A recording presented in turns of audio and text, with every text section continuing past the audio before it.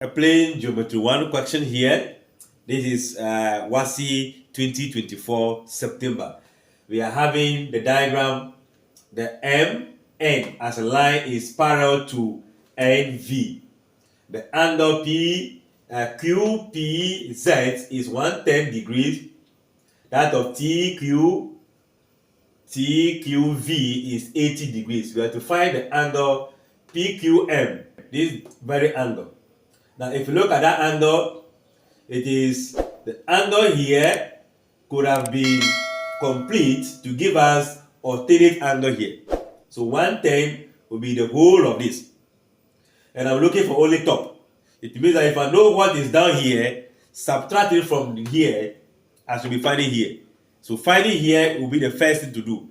And that is a straight line MT, straight line what? N and V, so vertically opposite angle. So I get that part easily. So what I'm going to do is that I'll describe this angle as the angle MQN equals to the 80 degrees as vertically opposite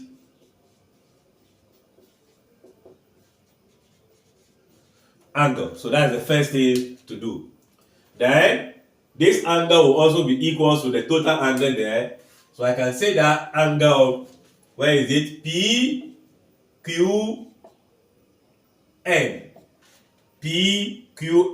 the two angles here will be equals to 110, and that will be alternate angles which are equal.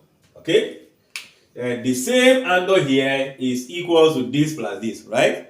So I can go straight forward to say that angle PQM equals to the angle PQN minus this very angle, which is going to be MQN.